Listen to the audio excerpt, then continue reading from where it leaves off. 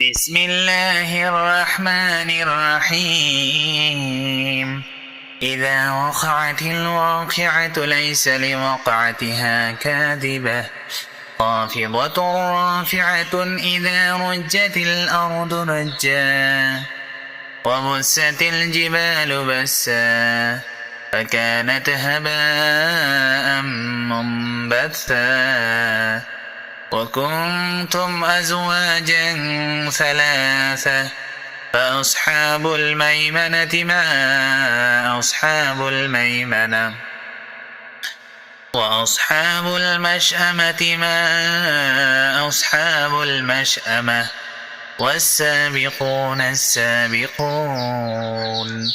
أولئك المقربون في جنات النعيم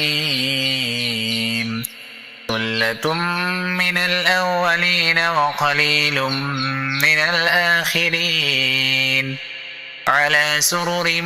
موضونة متكئين عليها متقابلين يطوف عليهم ولدان مخلدون بأكواب وأباريق وكأس من معين لا يصدعون عنها ولا ينزفون وفاكهة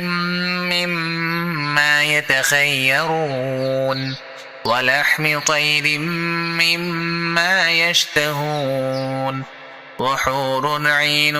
كأمثال اللؤلؤ المكنون جزاء بما كانوا يعملون لا يسمعون فيها لغوا ولا تأثيما إلا قيلا سلاما سلاما وأصحاب اليمين ما أصحاب اليمين في سدر مخضود وطلح منضود وظل ممدود وماء مسكوب وفاكهة كثيرة لا مقطوعة ولا ممنوعة وفرش مرفوعة إنا أنشأناهن إنشاء فجعلناهن أبكارا عربا أترابا لأصحاب اليمين ثلة من الأولين وثلة من الآخرين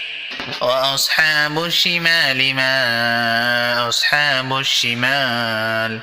في سموم وحميم وظل من يحموم لا بارد ولا كريم إنهم كانوا قبل ذلك مترفين وكانوا يصرون على الحنث العظيم وكانوا يقولون أئذا متنا وكنا ترابا وعظاما أئنا لمبعوثون أوآباؤنا الأولون قل إن الأولين والآخرين لمجموعون إلى ميقات يوم معلوم ثم إنكم أيها الضالون المكذبون لآكلون من شجر من زقوم فمالئون منها البطون فشاربون عليه من الحميم فشاربون شرب الهيم هذا نزلهم يوم الدين نحن خلقناكم فلولا تصدقون أفرأيتم ما تمنون أأنتم تخلقونه أم نحن الخالقون نحن قدرنا بينكم الموت وما نحن بمسبوقين على أن نبدل أمثالكم وننشئكم فيما لا تعلمون ولقد علمتم النشأة الأولى فلولا تذكرون أفرأيتم ما تحرثون أأنتم تزرعونه أم نحن الزارعون لو نشاء لجعلناه حطاما فظلتم تفكهون إنا لمغرمون بل نحن محرومون أفرأيتم الماء الذي تشربون أأنتم أنزلتموه من المزن أم نحن المنزلون لو نشاء جعلناه أجاجا فلولا تشكرون أفرأيتم النار التي تورون أأنتم أنشأتم شجرتها أم نحن المنشئون نحن جعلناها تذكرة ومتاعا للمقوين فسبح باسم ربك العظيم فلا أقسم بمواقع النجوم وإنه لقسم لو تعلمون عظيم إنه لقرآن كريم في كتاب مكنون لا يمسه إلا المطهرون تنزيل من رب العالمين أفبهذا الحديث أنتم مدهنون وتجعلون رزقكم أنكم تكذبون فلولا إذا بلغت الحلقوم وأنتم حينئذ تنظرون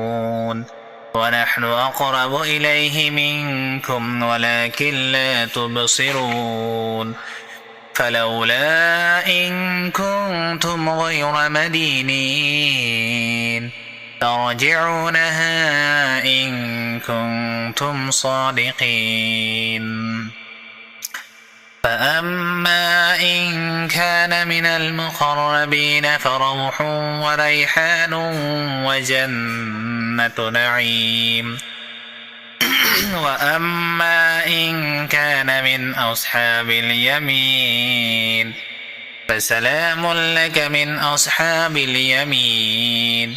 وأما إن كان من المكذبين الضالين فنزل